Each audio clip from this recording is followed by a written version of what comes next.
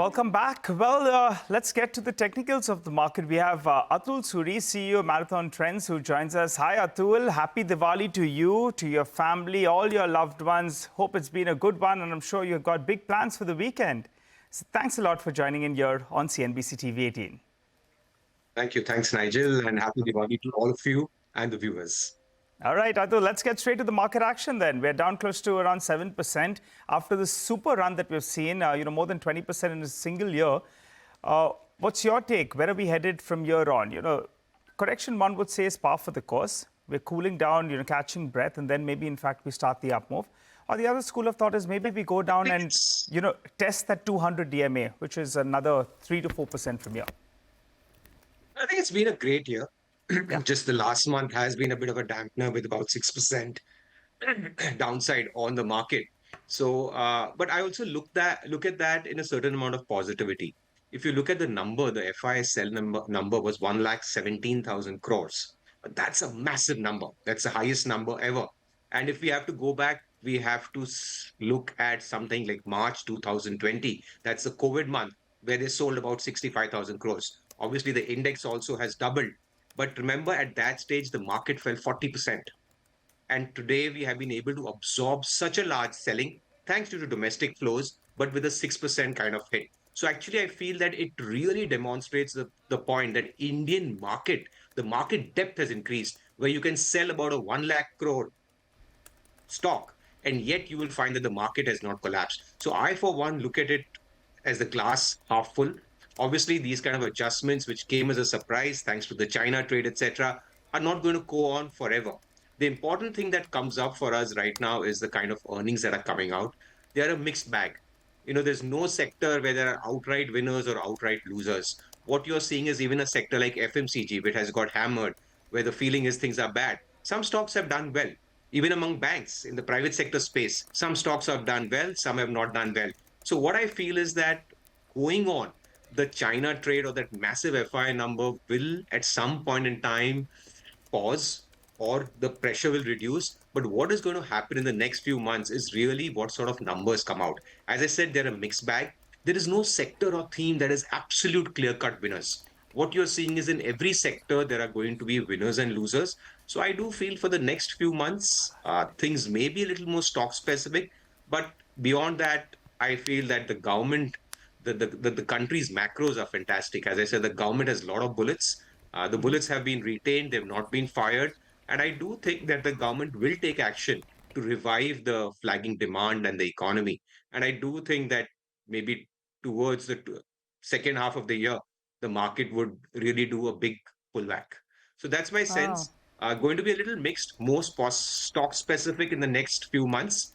But the second half of the year, I feel, would be much, much better at an index level. Atul, hi. Happy Diwali. So where's the party tonight? It's been... You can see I'm coughing. It's been 4 days.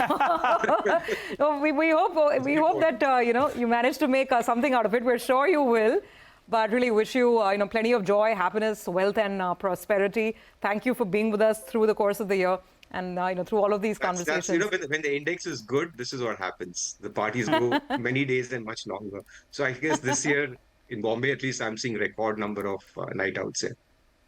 Oh, yeah, absolutely. And I'm telling you what, Atul will be burning the calories after that as well. Fitness freak. He'll be doing that Pali Hill run and the Card Road run and burning the calories after that. Atul, by the way, a viewer has just messaged me. I'm not joking. This is live. Good evening, Prashant here. He said, look at a glass completely full. Worth the tipple.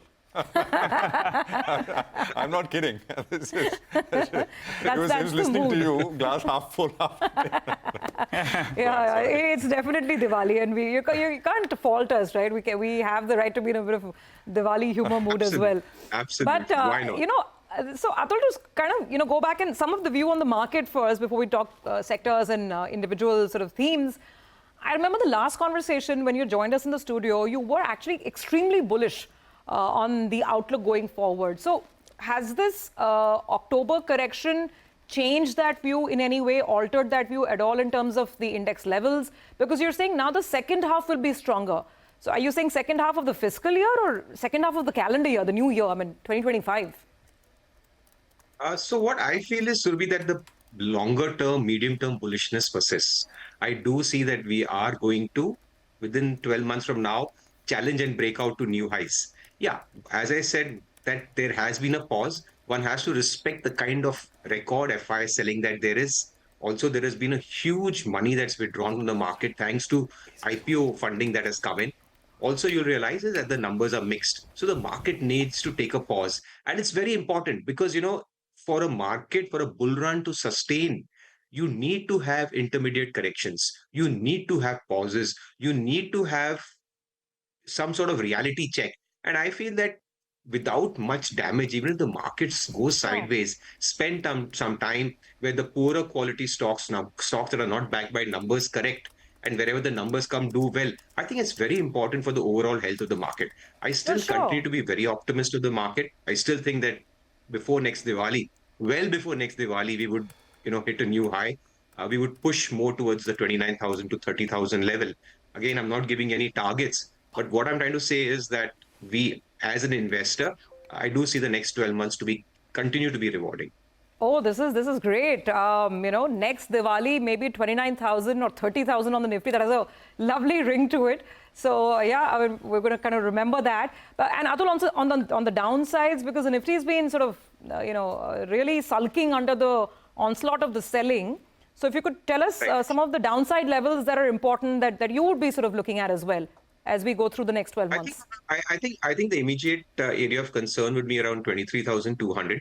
The reason is that obviously there's a pattern formation, but more importantly is that just if you look before the election results, the top was around 23,000, 23,200. Then we fell at 8-9%. So I feel that just that pre-election level will work out as a very big base. This is around 23,200, which is what about 3 to 4% lower than here.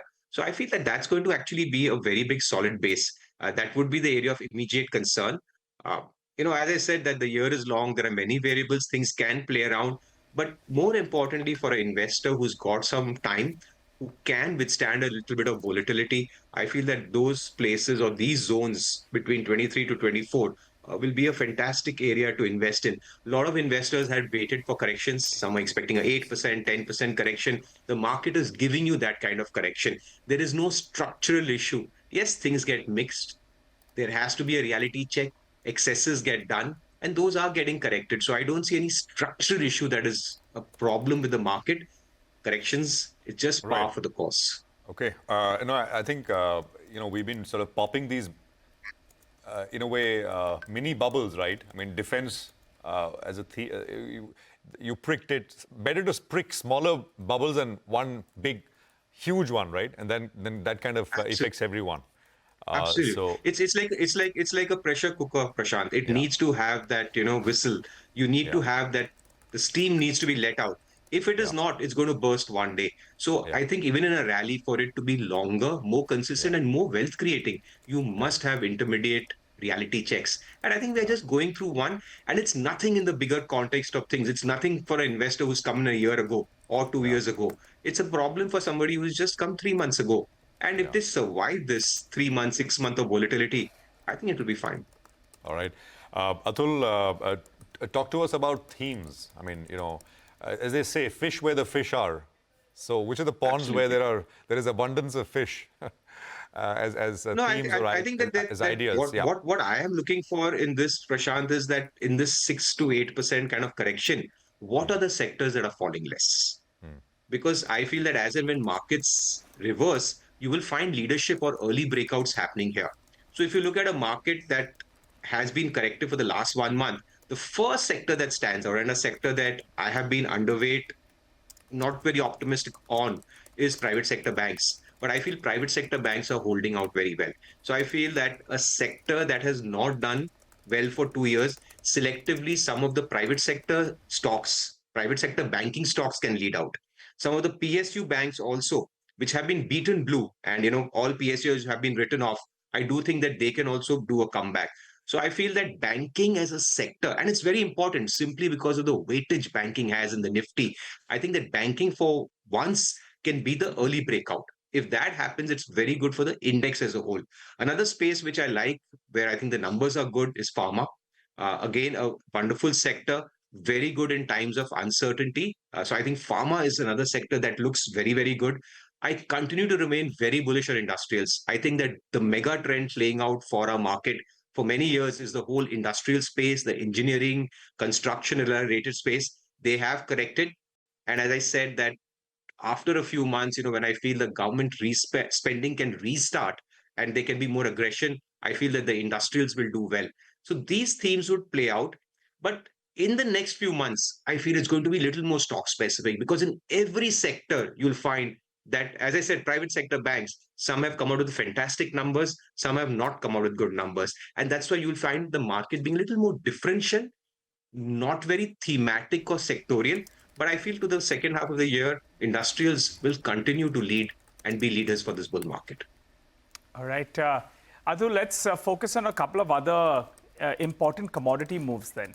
Gold, that's been twinkling. We are boasting about, the markets giving good returns, up 20%. Gold is up 20% as well. Where do you see that one headed? Right. And also on Brent crude, I recall you telling me, that $70 per barrel. Well, that's pretty good news that, that oil is weak, but you don't expect it to hit that $70 per barrel. In fact, it could be a bit of a negative. It will show how weak demand is. So where are both these two headed? So I feel gold has definitely been a sector stock theme which has clearly broken out big time. It is almost like a super cycle kind of breakout. So it's around 2750 in dollar terms. My target is around 3125. That's another 14 to 15% upside. So that's fantastic for a commodity that's already trending well. For traders, there could be a catch-up that happens in silver, because silver is something that is relatively underperforming. So I feel that towards the end of the rally, silver could also do a very big catch-up. So I think that's where I look at precious metals. The second area that's of great importance to us is crude. And what I look at with great amount of optimism or positivity, that in spite of all the problems in the Middle East, gold is not able to even take out 80. It's, as I said, my target for gold is around 70. Sorry, for crude, Brent crude is around 70. So I do think that that commodity wants to go lower. In spite of all the geopolitical issues, you'll find that there is no spike. So even on so-called good news for the commodity is not going up. That clearly tells me that Brent crude's head is lower. I feel that we would see it at 70 sooner than later. All right, Atul, we'll leave it there. Thank you very much for joining us. Enjoy your evening. Happy Diwali from all of us here once again. Thanks indeed. Happy Diwali to everybody. Thank you very much. Thank you very much for being here. For more news and updates, all you need to do is follow CNBC TV18 on all of our digital platforms.